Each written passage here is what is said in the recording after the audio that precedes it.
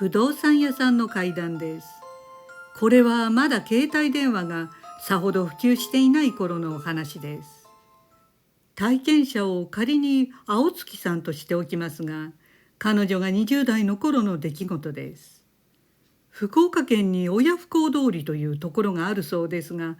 ある日青月さんは仕事帰りに仲の良い K 君とそこの居酒屋に飲みに行ったそうです。程よく酔ったところでお店を出たそうで、すでに深夜12時を回っていました。そこは裏通りの路地でしたから、辺りは薄暗く人通りもまばらだったそうです。二人で酔いさましにゆっくりと歩いていると、路地の脇に青いケースがポンと一つ置いてありました。ビールケースよりは一回りぐらい大きく、何かが中にたくさん入っていました。どうやらそこは不燃ごみの回収場所で、誰かが捨てていったようでした。青月さんは特に気になったというわけでもないのですが、何気にちらっとその青いケースの中を覗いてみたそうです。するとそこには昔昭和の頃によく使われていたダイヤル式の黒い電話機がたくさん積まれて入っていたのでした。わあ、昔の黒電話、かっこいい、持って帰りたい、などと言いながら、K 君と二人で興奮して電話機を手に取ってみました。実は青月さんと K 君は古着やアンティークが大好きで、ダイヤル式の黒電話がどんなに価値があるものか分かっていました。ねえ、これって捨てていったものでしょ、持って行っても構わないよね、と言って、全部で15機くらいあった電話機の中から一番きれいなコンディションが良いものを青月さんは選んだそうです。すると K 君は酔っていたのもあったのか、俺は残り全部持って帰って売るよ、捨ててあるものだから売っても大丈夫だよ、と言ってタクシーを拾って青いケースごと残りの電話機を持って帰ったそうです。さて青月さんは自宅に帰ると、早速家の配線にその黒い電話機をつないでみました。するとちゃんとつながった信号音が聞こえ、問題なく使えることが分かりました。思いもよらない拾い物に青月さんは嬉しかったそうで、特に昭和のレトロな呼び出し音は心地がよく、その日から黒電話を普通に使っていたそうです。そして何日か経った頃でした。深夜青月さんが寝ていると、突然黒電話が鳴り出したのです。びっくりして目が覚めた青月さんは、こんな真夜中に誰だろうと思い、すぐに受話器を取りました。はい、もしもし、と青月さんが言うと、相手はシーンとしたままでした。もしもし、と再度言っても、先方はシーンと静まり返っており、何の音もしてきません。そこで青月さんが、いたずら電話か混戦かなと思った瞬間、突然受話器の向こうから、妙法蓮華経南妙法蓮華経南妙という男の声が聞こえてきたのです。その声は低く、栄光がかかったようなお経の念仏でした。その時青月さんの脳裏には、真っ暗な漆黒の闇の中から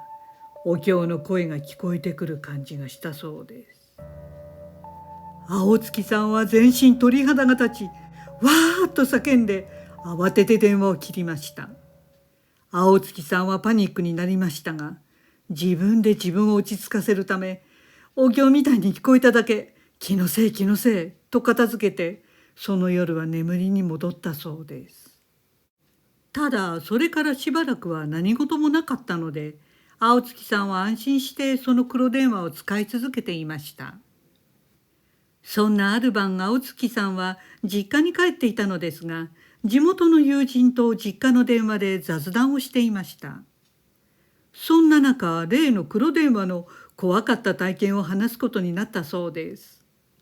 あの夜のことを思い出しながら友人に事細かく話していると、突然青月さんの頭の左上あたりから、南妙法蓮華経南妙法蓮華経という男の栄光がかかった声が聞こえてきたのです。それはまさしく黒電話の中から聞こえてきたあの男の声でした。全身凍りついた青月さんは、今聞こえる、あの男の声がまた聞こえると言ったのですが、その友人には全く聞こえていませんでした。パニックになった青月さんは友人に、ごめん、電話切るねとだけ言ってすぐ受話器を下ろしたそうです。電話を切るとその男の声も聞こえなくなり、その後は結局何事もありませんでした。ただ青月さんのショックは止まらず、原因は例の拾った黒電話だと確信したそうです。もうあの電話機は使えない。すぐ処分しようと思いました。青月さんは自宅に帰るとすぐに黒電話を外し、元の拾った場所まで戻ってその場に置いてきたそうです。さて、その一連の体験を電話機を同じく持ち帰った友人の K 君に話しました。K 君は青月さんの怖い体験を聞いてもピンとこないようで、自分には何も起きてないよ、何の問題もなく使ってるよと平然と言うのでした。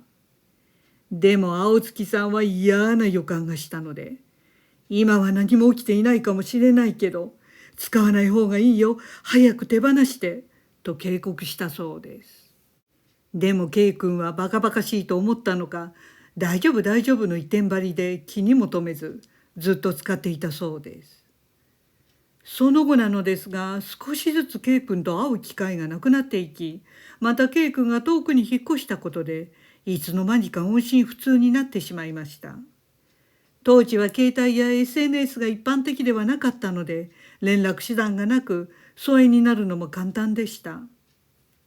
それから何年か経ち、ある K 君の共通の友人と話す機会がありました。その友人によると、K 君はその後精神を病んでしまい、自ら命を絶ってしまったということでした。